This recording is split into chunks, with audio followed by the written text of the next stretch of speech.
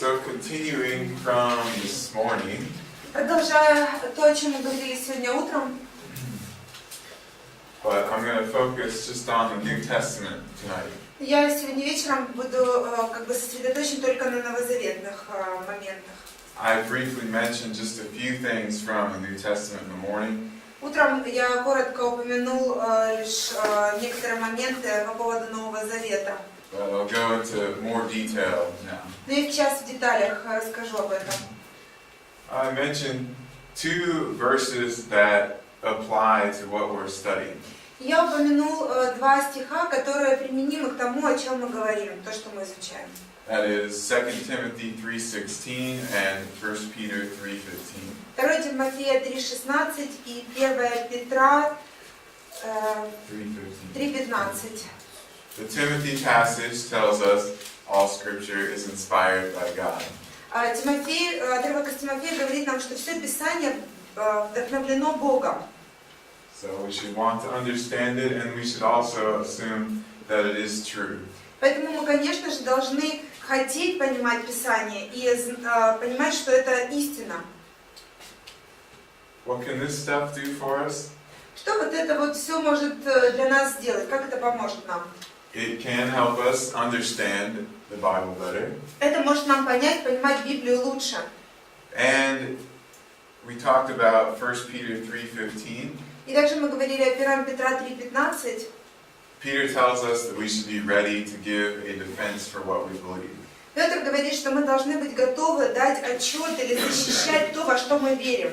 And this archaeological material gives us evidence to demonstrate that the Bible is true. И этот материал из археологии помогает нам продемонстрировать, что Библия является истиной.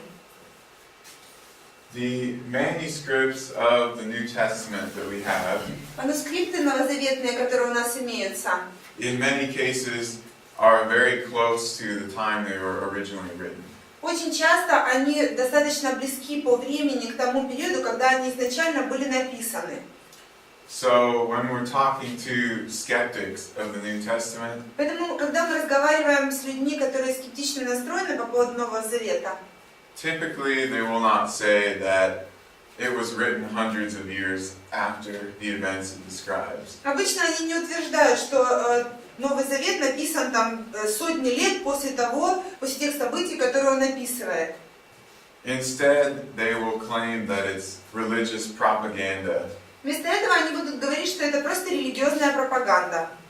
Fairy tales made up about Jesus. Это просто какие-то сказки, придуманные об Иисусе. And in some cases, there are even people who claim that Jesus didn't exist. А есть даже некоторые люди, которые утверждают, что Иисус не существовал.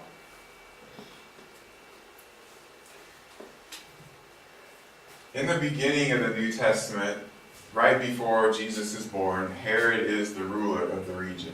В самом начале Нового Завета, еще до того, как Иисус был рожден, Ирод является правителем этого региона. And he rules over this entire area here. И он управляет вот этой всей областью, территорией всей этой. About the size of the ancient kingdom of Israel. Это просто где-то около, в общем, территория древнего Израильского царства. Herod was an Idumean from this southern region. Ирод был идумеянином, он был отсюда, с юга страны. He was very close with the Romans. И он был очень близок к римлянам. At the time of the New Testament, the Romans basically dominated most of the world. К тому моменту, когда был написан Новый Завет, римляне являлись доминирующей силой практически во всем известном мире на тот момент. So, being friends with the Romans, knowing some of the people high up in the Roman government was very beneficial for Herod. Поэтому быть знакомым с каким-то высокопоставленным римлянином или вообще знать каких-то римлян крутых, высокопоставленных, это было очень хорошо в то время. However, the Jews never really liked Herod.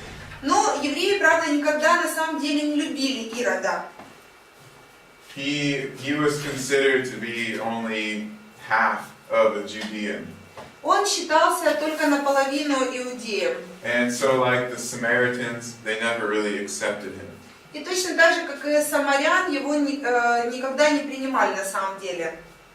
So throughout his life, he built fortresses all over the region. Поэтому на протяжении своей жизни он построил очень много всяких крепостей, таких фортифицированных каких-то, не знаю. He was afraid that there might be a rebellion, so he wanted to have a place that he could escape to. Он боялся, что будет восстание против него, и он построил себе такие места, куда бы он мог сбежать, спрятаться. And he also did remodeling and expansion of the temple complex. Также он сделал ремонт во всем комплексе этого самого храма и расширил территорию храма. And much of this was done to try to gain favor with the Judeans. И это все было сделано для того, чтобы приобрести какое-то благоволение в глазах иудеев, так сказать, чтобы понравиться им. In the New Testament, Herod, one of the things Herod is most famous for is the killing of the babies in Bethlehem. В Новом Завете Ирод наиболее известен как убийца младенцев в Вифлееме. We find this in chapter 2. Мы находим это в Матфея 2 главе. Verse 3 says, "And when Herod the king heard it, he was troubled." В Матфея 2:3 сказано, когда Ирод услышал это, он встревожился. Да, встревожился. And as we read through that narrative, he tries to use the wise men to find out where Jesus, this coming king, is living. И когда он услышал все это, он пытался использовать мудрецов, чтобы они выяснили для него, где этот Иисус родился, чтобы его убить. Because he's afraid that this baby will become a king and will replace him as the ruler. Так как он боялся, что этот младенец, родившийся, станет царем и сместит его как правителя. A Roman historian named Josephus wrote a great deal about Herod's life.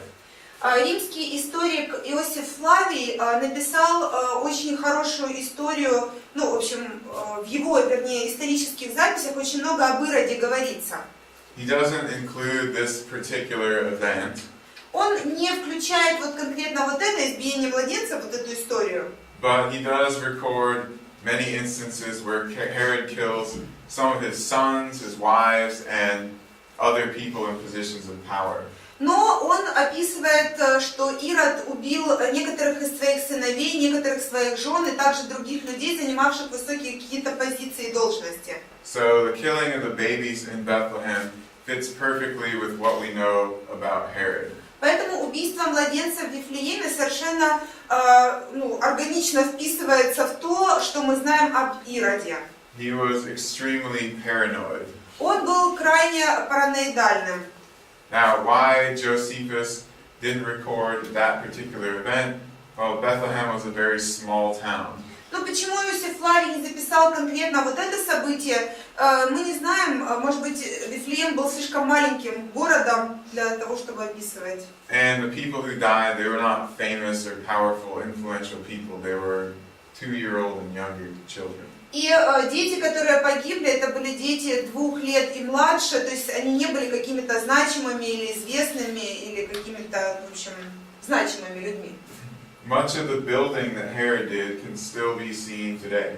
Большинство из построек, которые построил Ирод, до сих пор можно еще увидеть. In Jerusalem, at the base of some of the city walls, you can see some of the stones that Herod had put there. В Иерусалиме, например, в этой стене вокруг старого города внизу можно увидеть некоторые камни, которые использовал Ирод для строительства, то есть он построил. And the structure of the Temple Mount is essentially the same as when he expanded it. И вот сама структура вот этой храмовой горы, вот этого комплекса, она выглядит до сих пор так же, как когда он ее построил еще в самом начале. You can see here some of these much larger stones on the bottom, and they get smaller as you go up. И вот здесь тоже в стене мы видим внизу камни более большие. Чем выше поднимаются, тем камни меньше и меньше. So down here, the oldest stones, these come from the time of Herod. Поэтому вот эти камни внизу, они более старые. Они как раз идут ко времени Ирода. And then we have the early church, and then we have different Arabic, Islamic periods, and so on. Потом здесь период ранней церкви, и дальше идут разные исламские периоды уже, как стена настраивалась и восстанавливалась. This is on top of the Temple Mount. Это на самом верху храмовой горы. And they found many of these Corinthian-style capitals there. И они там нашли много вот этих как верхушек колонн коринфского стиля. When the Romans destroyed Jerusalem in 70 AD, they basically left the Temple Mount in shambles. Когда римляне в 70 году уничтожили Иерусалим, они практически его оставили полностью, разрушенным, камня на камне не было. So a lot of the pieces of the buildings that were there were either in piles on the Temple Mount or just off of it. Поэтому много камней просто там кучами валялись на храмовой горе или вокруг, в общем, были собраны после вот этих событий всех. And some of these columns have been rearranged in an area where they think the Sanhedrin met. И некоторые из этих колонн были как-то переставлены, установлены иначе, и там было место, которое считали, где Синедрион собирался. Which that location started in about 30 AD. Это место они устроили где-то в 30 году до Рождества Христова. So 3 years before the trial and crucifixion of Jesus. AD. Yeah.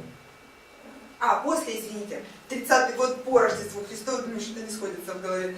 Значит, года за 3 до того, как Иисус, суд был над Иисусом, его распятие было.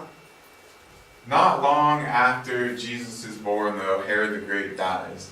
Но незадолго до того, как not long after he's born, Herod dies. Недолго после того, как Иисус родился, Ирод умирает. Maybe 3 years at the most. Может быть, максимум 3 года после его рождения. This is a place called Herodium. Вот это место называется Иродиум, наверное. And it's where Herod was buried. Там, где Ирод похоронен. This is what's left of his sarcophagus. Это то, что осталось от саркофага его. People hated him, so they probably smashed it up right after he was buried. Люди его ненавидели очень сильно, народ его ненавидел, поэтому после того, как он был захоронен, возможно, его саркофаг был разбит. And then his sons took the kingdom. И потом его сыновья захватили власть в царстве.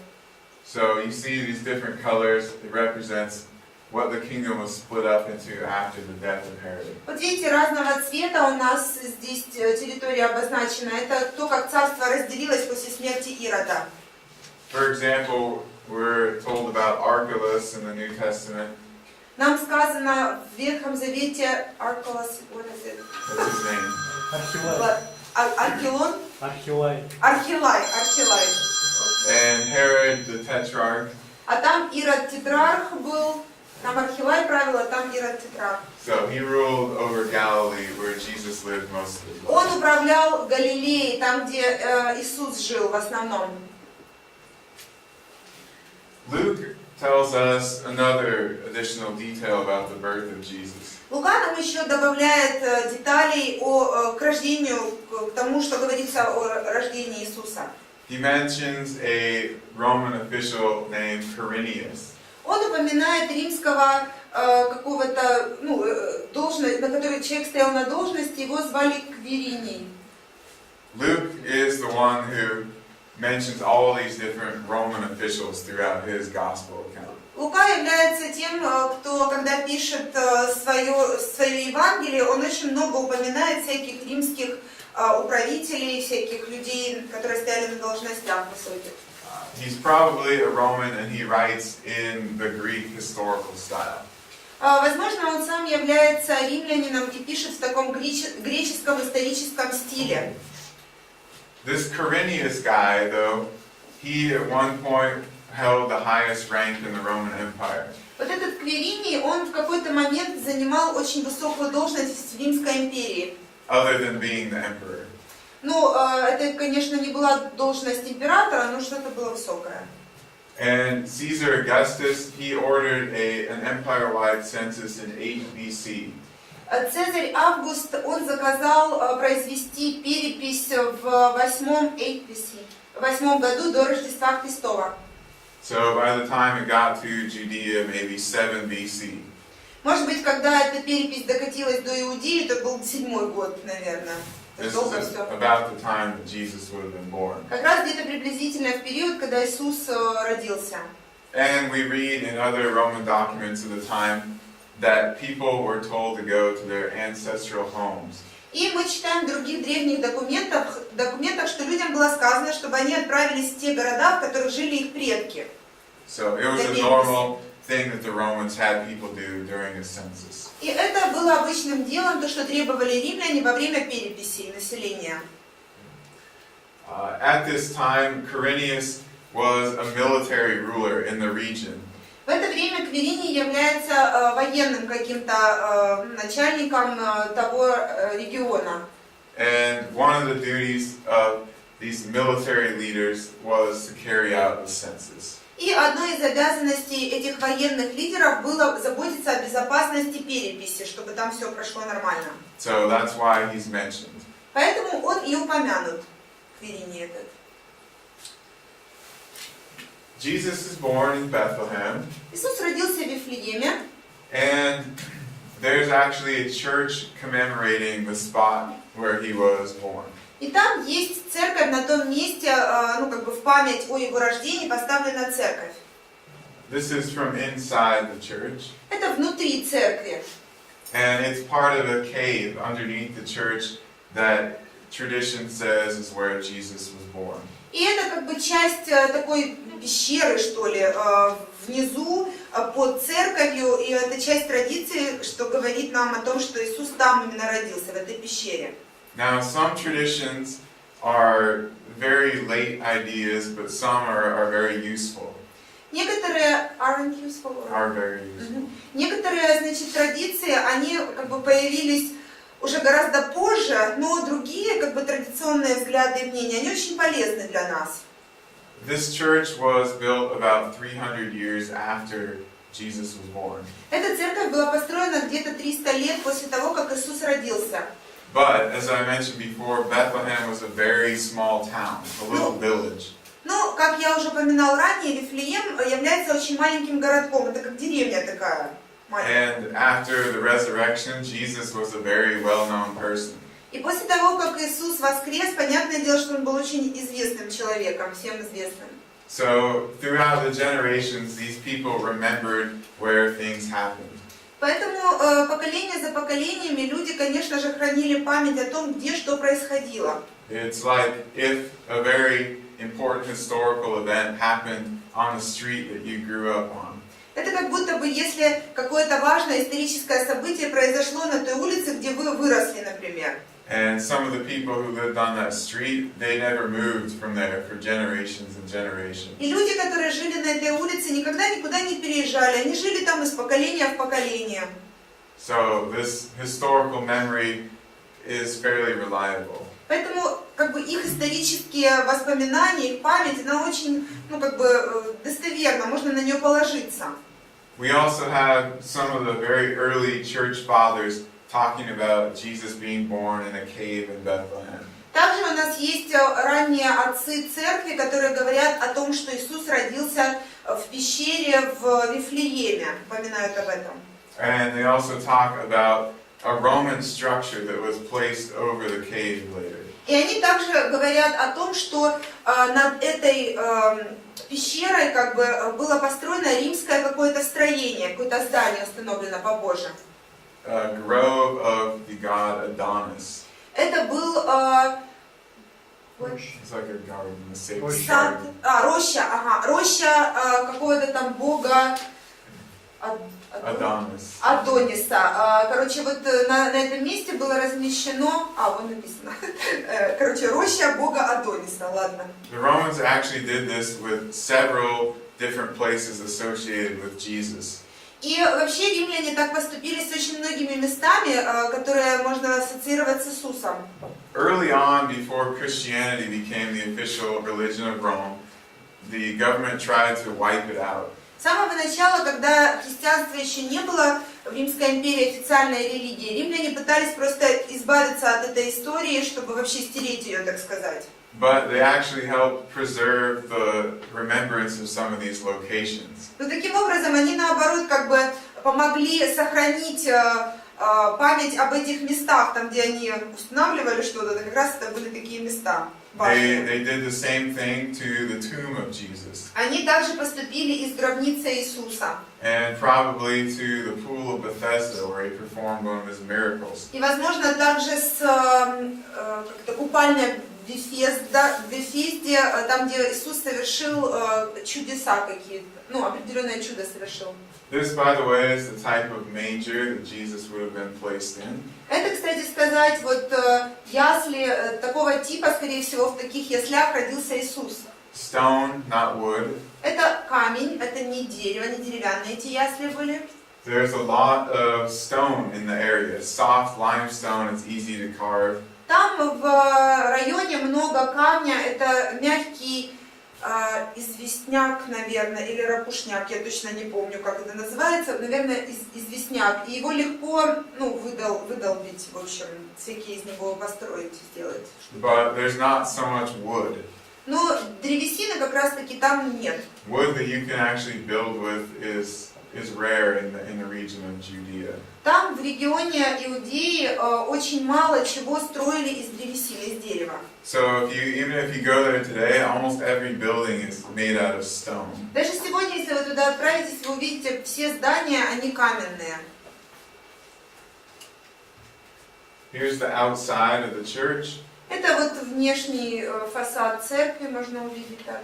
Now it's been rebuilt and built over through the centuries. Конечно, на протяжении веков она перестраивалась, надстраивалась и так далее. But if you go inside, you can see under the current floor there's actually a mosaic. Но если вы зайдете вовнутрь, вы увидите вот под современным полом, который есть сейчас, там мозаика находится. And this probably dates back to when it was first built. И, возможно, ее можно отнести к тому периоду, когда церковь только была построена изначально. I had mentioned Herod Archelaus earlier. Я также упоминал Ирода Архилай, точно, спасибо. Ирод Архилай. And he's the one who rules over the Bethlehem, Jerusalem area and many other places. Он был тем, который правил над Иерусалимом и в Иудее. In Matthew 2:22, Матфея 2:22, we're told that Joseph heard Archelaus was reigning over Judea. там сказано, что Иосиф услышал, что Архилай царствует в Иудее. And it says he was afraid to go there. И сказано, что он боялся туда отправляться, идти туда боялся. In the Bible, we're not told why Joseph is afraid to go there. В Библии не сказано нам, почему Иосиф боится туда идти. But we know from Roman records that Archelaus was an extremely cruel and brutal leader. Но мы знаем из других римских документов, что Архилай был очень крайне жестоким таким правителем. At one time, he even executed about 3,000 Pharisees. Он однажды казнил 3000 фарисеев, там было такое событие. Anybody that did something he didn't like or disagreed with them, he would have them beaten or even killed. Любой человек, кто бы с ним не соглашался или там противоречил ему как-то, он побивал их или даже убивал этих людей. So Joseph took his family up to Galilee, which was out of the region of Archelaus. Поэтому Иосиф берет свою семью и идет в Галилею, что выходит за пределы вот территории, где правил Архилай. Archelaus was such a terrible ruler that the Romans exiled him to Gaul in 6 AD. Архилай был таким ужасным правителем, что римляне изгнали его в Гал, где он правил 6 AD, в 6 году по Рождеству Христову. This is some of what remains at the pool of Bethesda. Это вот то, что осталось от купальни в Вифезде. And this is where Jesus performed one of the miracles that's recorded in John. Это место, где Иисус совершил одно из своих чудес, записанных в Евангелии от Иоанна. He heals this lame man. Он исцелил там человека парализованного, да? They've actually excavated one of the pools. Они там раскопали, значит, один из этих бассейнов, или как купалин, так называемых. I say one of them because we think that there were actually two pools that formed one larger area. Я говорю, что один из бассейнов раскопали, потому что мы считаем, что там было два в этом районе, как раз на территории было две больших купальни вместе, ну там неподалеку где-то. Originally, these pools had been constructed to wash the sacrificial sheep. Изначально они были построены для того, чтобы там омывать жертвенных овец, жертвенных животных. But by New Testament times, they may have had an additional or a different use. Но к периоду Нового Завета уже, скорее всего, было другое использование или дополнительное использование этих купалин. Later, the Byzantines, the early church, actually built a church over the pool to commemorate that miracle. Позже византийцы, уже ранняя церковь, значит, построили там на этом месте церковь для того, чтобы, ну, как бы напоминать об этом месте особенном. After the time of the New Testament, in the 2nd century, После уже новозаветных времен, во II веке по Рождеству Христову, there was a shrine to the Greek god of healing, Asclepius, here. там была такая, как бы, ну, не знаю, часовня, как бы не назовешь, в общем, какая-то маленькая храм, посвященный Богу исцеления, языческому Богу исцеления. Склепий, может быть. Что-то со склепом связано. So, Эскулап, наверное, точно. They may have had the remembrance of the miracle that happened there, and they may have wanted to eliminate that tradition that went with Jesus. То есть у них было какое-то как бы воспоминание о том, что там было совершено чудо исцеления, и они хотели просто как бы память об Иисусе убрать и поставить туда языческого, в общем-то, Бога. Jesus goes back to Capernaum in the Galilee region. Значит, Иисус возвращается в Капернаум, снова в Галилею. And we're told that he was teaching in the synagogue there. И нам сказано, что он учил в синагоге там. This is an ancient synagogue at Capernaum. Это древняя синагога в Капернауме. Now, the one that Jesus taught in is actually directly under this synagogue. Ну, там, где Иисус учил, на самом деле, как раз под вот этой синагогой здание находилось. And it's made out of black stone instead of white stone. И та синагога была построена из черного камня, а не из белого, как эта. You can see the walls if you go to the side of this building. Если выйти за пределы этого здания, то вы увидите на внешней стороне, внизу будут черные камни, как в основании. But this one was so well preserved that they decided to leave it standing. Но вот эта синагога очень хорошо сохранилась, и они решили ее не трогать, оставить вот так, в таком состоянии, хотя она стоит над той. And it gives us a good idea of what that earlier synagogue would have looked like. Но это дает нам хорошее представление о том, как древние синагоги вообще выглядели. The construction style didn't really change between the one that was built earlier and this one. Сам стиль конструкции на самом деле не очень-то отличается от той, которая под ней была. Вот это похоже. We're also told that in this narrative that Peter's house is very close to the synagogue. Также в этом же повествовании нам говорится о том, что дом Петра был достаточно близок к синагоге. And if you go to Capernaum today, you can walk from the synagogue to Peter's house in less than a minute. Если вы придете в Капернаум сейчас, вы поймете, что от синагоги до дома Петра там меньше минуты идти. 2 шага, и ты уже у него дома. Now there's a big church structure that's built over this. Сейчас над его домом как бы построили церковное здание новое, ну вот видите, фундамент, вернее, от него остался, да, там. But originally you could see the foundations of the house and then the ancient churches that were built around it. Но изначально можно увидеть как бы фундамент дома и все те церкви, которые были на этом месте построены одна за другой. Время от времени. So these red walls, those are from Capernaum in the time of Jesus. Вот эти красные стены обозначены, это были стены Капернаума времен Иисуса. And then soon after, they took Peter's house and they made it into this octagonal structure as a church. А потом, достаточно уже в короткий период времени, они построили церковное здание на месте дома Петра, такое восьмиугольное здание. And then later on, when Christianity was legalized, they expanded it.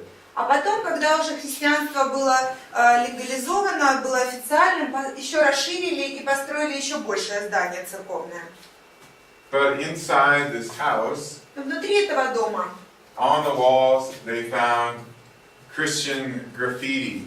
на стенах они нашли такие как бы христианские всякие надписи, рисунки. People had written things like Lord Jesus Christ. Люди писали такие вещи: Господь Иисус Христос. Peter's name on there. Имя Петра там написано. And these were in some of the languages they used at that time, like Aramaic, Greek, and Latin, and so forth. И это написано на тех языках, которые тогда использовались широко среди людей: арамейский, греческий, латинский и так далее. So eventually, Peter's house got turned into a meeting place and then a church. Понятно, скорее всего, значит, дом Петра, он превратился очень скоро в здание церкви, то есть место, где собиралась церковь. This is part of the Sea of Galilee. Это часть озера Галилейского или моря Галилейского.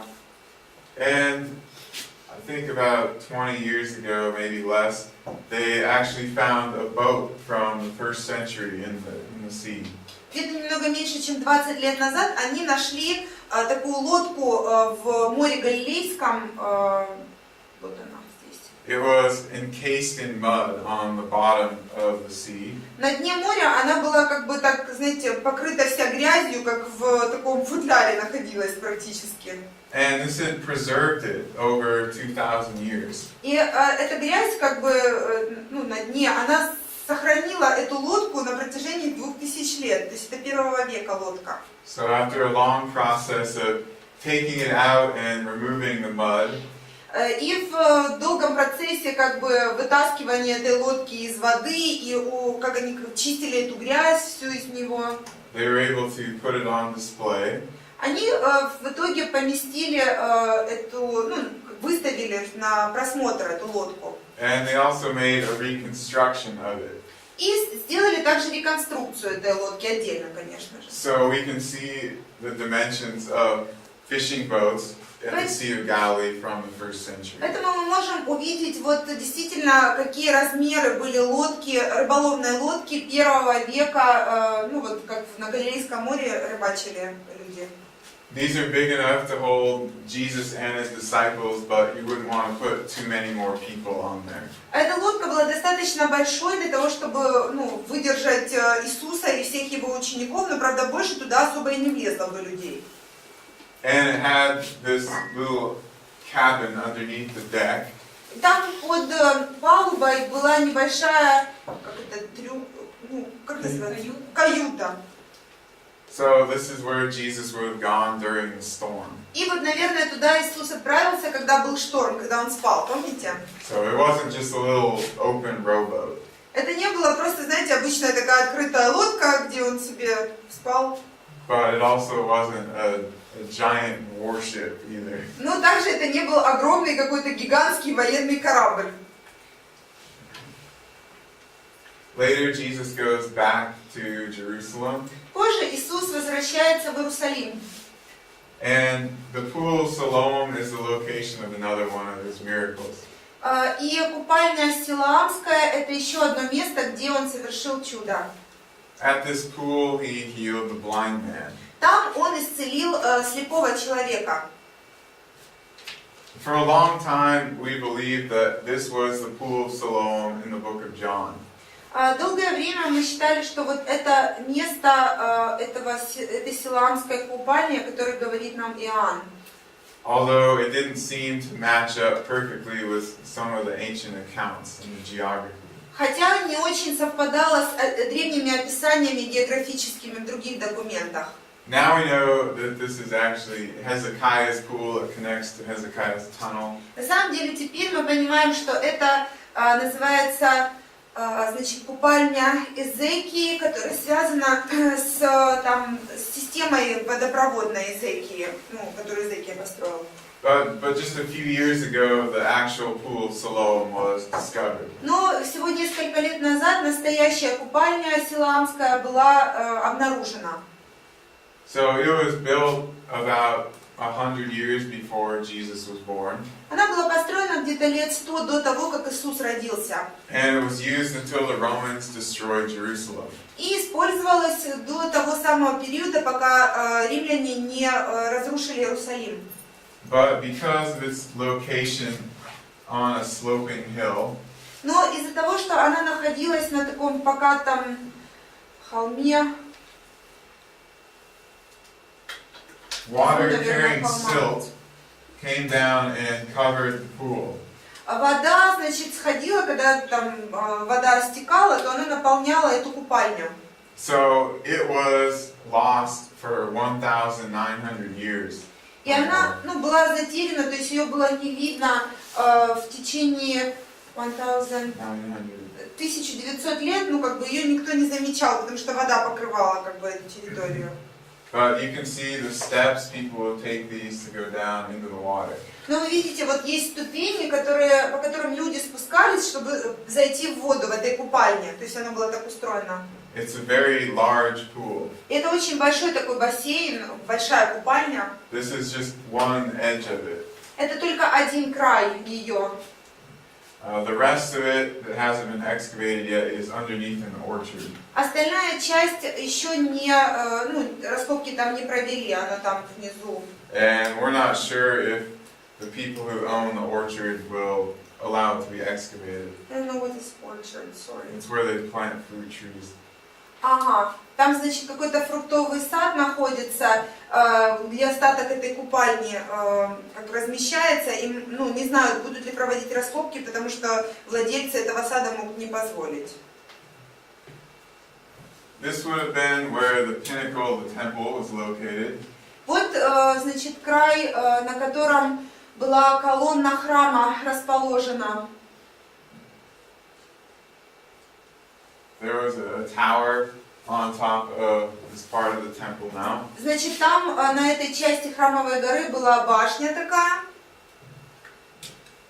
And here's where the Sanhedrin met.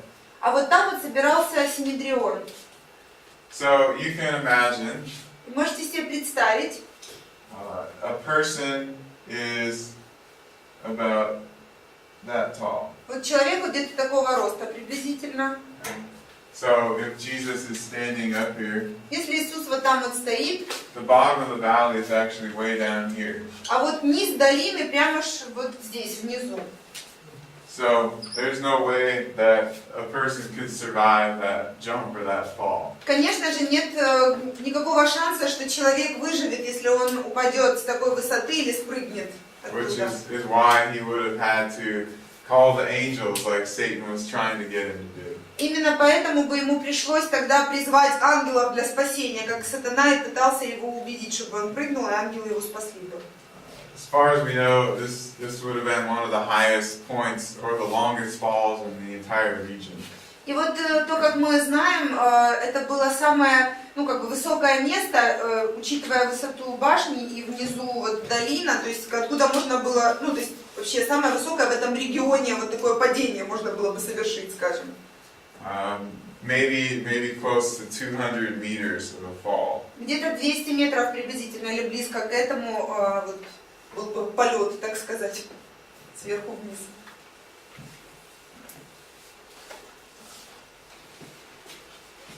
So skipping ahead, eventually we get to the time of the triumphal entry. значит, мы немного перепрыгнем и подойдем к периоду, когда Иисус триумфально въезжал в Иерусалим. I'll just point out a few of the locations that we've talked about. Я просто покажу вам пару мест, о которых мы говорили с вами. Pool of Bethesda is right here. Вот там вот это купальня Вифезды. The Pool of Siloam is here. Это Силаамская купальня. The pinnacle of the temple is here. Вот там вот эта колонна храма, с которой сатана пытался уговорить его спрыгнуть. The Sanhedrin met here. Синедрион вот там собирался. And we will talk about the Praetorium. И также мы поговорим еще с вами о Притории. This is where Caiaphas and Annas lived. Вот тут Каиафа и Анна жили. And Jesus goes from Bethpage to Bethany. Иисус идет из, я не помню, как это называется, Вифания. Вифания, угу. И потом Bethany. Вифания. Вот это Вифания получается. And then they had this road that went into the Kidron. И там была дорога, которая вот по Кедронской долине шла. There was actually Поток Кедронский там. a little bridge here. И там был небольшой мост такой. And then they could go up into this gate, the golden gate here. И можно было через этот мост перейти и зайти в ворота золотые. And this was the one place where you would enter into Jerusalem and the temple at the same time. И это были ворота, через которые можно было войти в Иерусалим и в храм одновременно. And that's what Mark says. It says he entered into Jerusalem, into the temple. Это то, как Марк и описывает, что он вошел в Иерусалим, вошел в храм. Войдя в Иерусалим, может быть, вошел в храм или как-то там, надо посмотреть.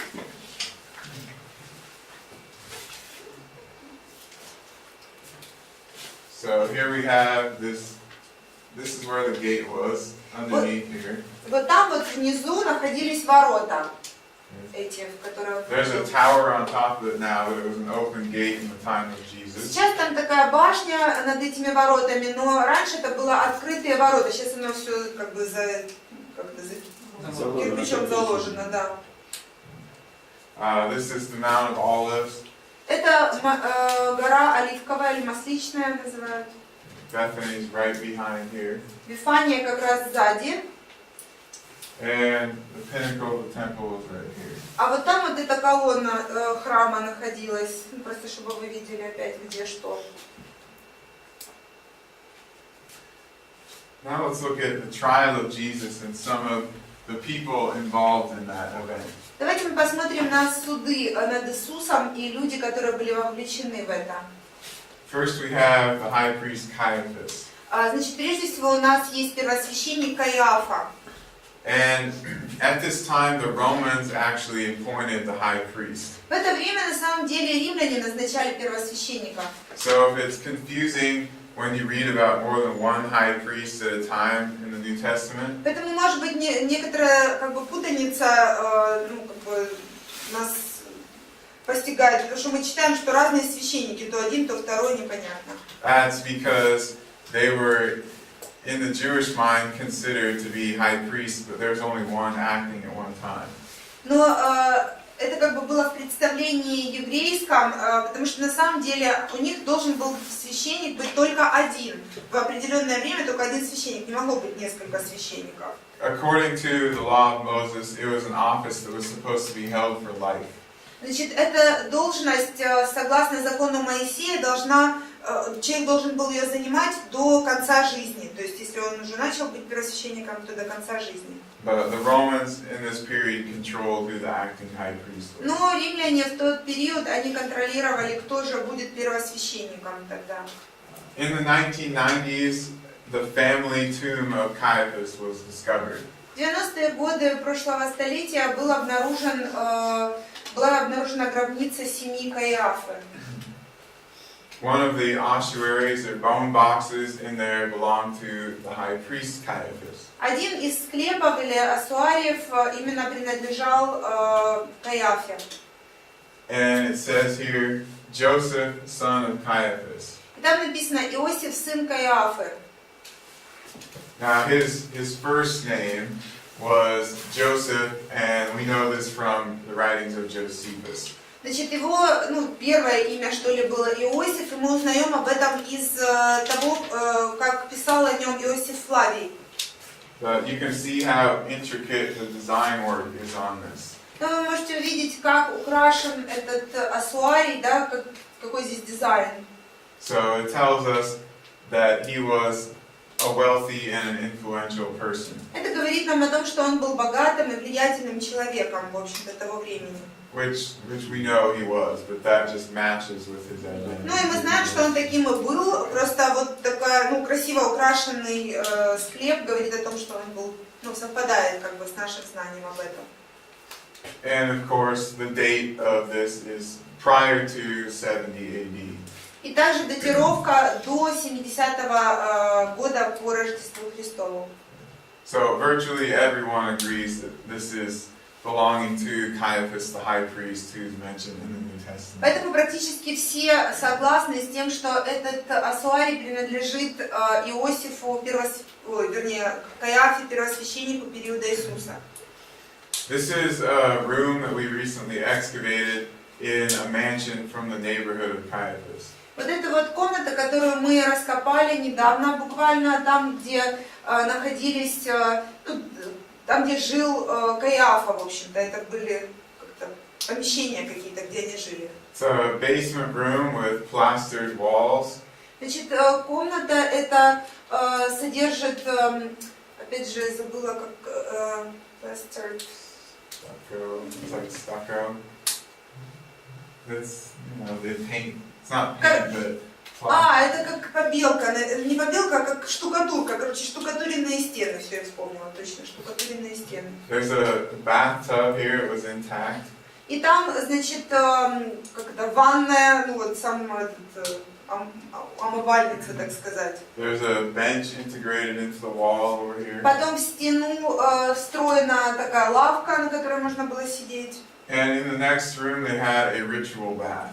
А в следующей комнате находилась ванная для ритуальных омовений. So we know it was a religious person practicing Judaism. Поэтому мы знаем, что этот человек, который там жил, был религиозным, который действительно соблюдал иудаизм. And it was somebody who was very wealthy. И человек этот был богатый очень. And it's in the neighborhood where the high priest lived in Jerusalem. И это как раз находится в районе, где жил первосвященник в Иерусалиме. We don't know yet whose house it was, but it could have been someone like Caiaphas or Annas. Мы не знаем, чей конкретно это дом, но это мог был дом, похожий на дом Каиафы или Анны. Jesus is also taken before the Sanhedrin. Иисус также был приведен, к Синедриону, поставлен пред Синедрионом. And earlier I mentioned where the Sanhedrin met on the Temple Mount. И я упоминала ранее, где собирался Синедрион, там на Храмовой горе, вот там вот, да, видно. He's also taken before Pontius Pilate. Также Иисус был приведен и к Понтию Пилату. Some of the coins minted during the reign of Pontius Pilate. Значит, вот некоторые монеты, которые были изготовлены во время Понтия Пилата, они упоминают его. And he's known from a variety of Roman historians. И о нем также известно от разных историков римских. О Понтии Пилате, в смысле. This particular inscribed stone was done by Pilate himself. Вот этот камень конкретно сам Пилат изготовил. And По on его it, приказу, в смысле. we are given his full name plus his title. И там указано его полное имя, его титул. Prefect of Judea. Префект Иудеи. Now, not only does this attest to Pilate's existence and his position, И это не только свидетельствует о существовании Понтия Пилата и о его должности, but it gives us the exact title that he used. но дает нам абсолютно точно название его должности. And this title is in agreement with the Greek word that Luke uses for Pilate. Yes. И этот как раз название его должности полностью совпадает с тем, что как Лука его называет. But there's a very famous Roman historian named Tacitus Но есть очень известный римский историк, его зовут Тацит, who wrote about 60 years or so after the reign of Pilate. Он писал где-то через 60 лет после правления Пилата. And he actually got the title wrong. И он на самом деле указал неправильный титул его. He calls Pilate a procurator instead of a prefect. Он назвал его прокуратором Пилата, а не префектом. So we see in this case, as in many others, how accurate, how exact Luke is. И мы видим в этом случае и во многих других случаях Лука является очень четким и очень точно говорит нам информацию. These are remnants of the praetorium where Jesus stood in front of Pilate. Это остатки претории, где Иисус стоял перед Пилатом. The bema, the judgment seat, right over here. Вот судилище вот там находится. There was a gate into the inner part of the praetorium here. Вот там были ворота для вхождения в преторию. This is the stone pavement that John mentions, where Jesus stood. А вот там такой я не знаю, как это, мостовая, что ли, или мощенная какая-то дорога мощенная, где упомянуто, who mentioned? John. Иоанн упоминает то, что Иисус там стоял. Не помню, как у нас на русском. And out here, this is where the scribes and the Pharisees and so forth were standing. А вот там вот стояли книжники и фарисеи. So they wouldn't actually go inside because then they become ritually unclean and they didn't have time before Passover to go through the process. Они не зашли вовнутрь, потому что они боялись оскверниться. Это был период Пасхи, и они стали бы ритуально нечистыми. То есть они стояли вне и не заходили вовнутрь туда. So when Jesus was in this outer part, they could see him and yell at him.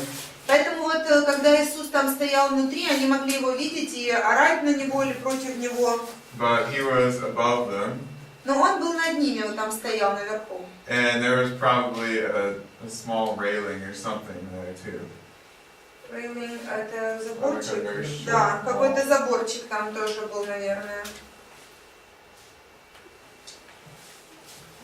Pilate sends Jesus to Herod Antipas Значит, Пилат посылает Иисуса к Ироду Антипе.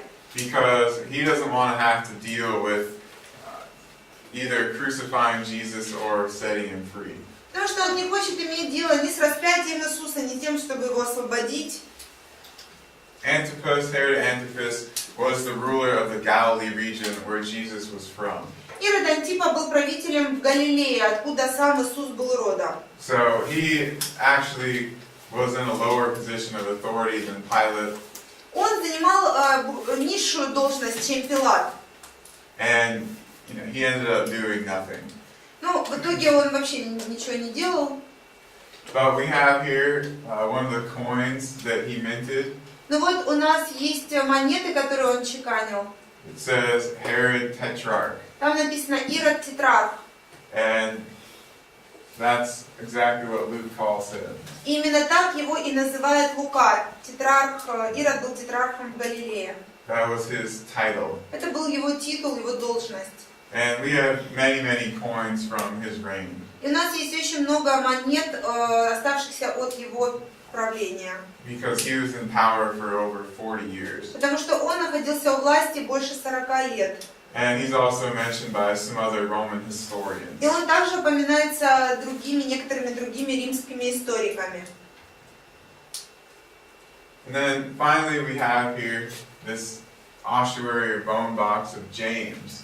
И в итоге вот что у нас еще есть такой ассуарий или склеп для костей Иакова.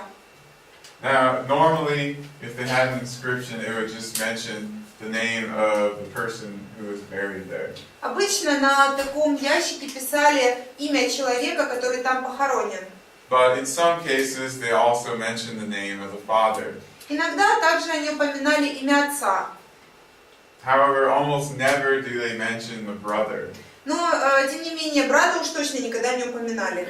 Of all the ossuaries that have been discovered, there's only one other one that mentions a brother. на всех ассуариях, которые были обнаружены, еще один только упоминает брата, всего лишь 2 получается. So this brother must have been an important person. Поэтому наверняка этот брат был очень важным. Now, why do we think that it's the ossuary of James mentioning the Jesus of the Bible? Почему мы считаем, что это we think that it's this Yeah, why James? do we think that? Почему мы думаем, что это именно склеп Иакова, о котором мы знаем из Библии? So it's from Jerusalem in the 1st century. Потому что это из Иерусалима, 1 столетие, Actually before the destruction of the temple. до разрушения храма. And James was martyred a few years before the temple was destroyed. А Иаков был убит за несколько лет до разрушения храма. We have these specific names all in the correct relationship. Вот эти имена, которые написаны на склепе, они все написаны в правильной связи друг с другом, родственной связи. And Jerusalem wasn't that big of a city at this time. Но и тоже в тот период Иерусалим не был уж слишком большим городом на самом деле.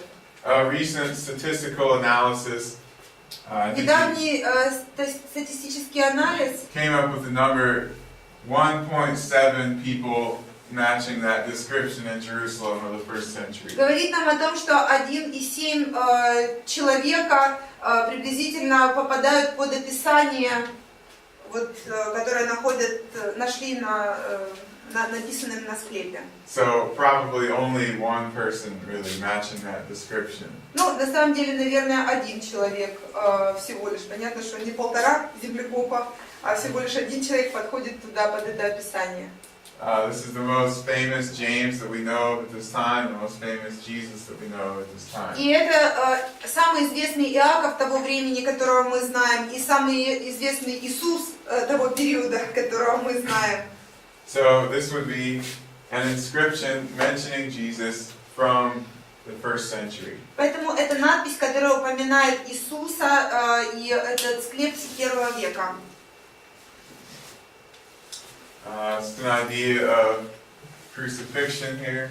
Это чтобы вы представили себе, как выглядело распятие. This is actually some Romans mocking the crucifixion. Вот это на самом деле римляне, так сказать, насмеиваются над распятием. Это рисунок римский. Paul writes in 1 Corinthians that the crucifixion was foolishness to the Greeks. Павел в 1 Коринфянам пишет, что для греков распятие было насмешкой, или как там у нас такое слово, короче, это была глупость и насмешка, безумие, может быть. They couldn't understand how someone's God could be crucified. И они не могли понять, как вообще чьего-то Бога можно вообще распять. And then finally, the Nazareth inscription. И еще одна назаретская надпись у нас есть. Matthew 28:11 through 15. Матфея 28, с 11 по 15 стихи. This tells us that the chief priests and the elders in Jerusalem Говорит, что какие-то там главные священники из Иерусалима started this rumor that the disciples came by night and stole away the body of Jesus.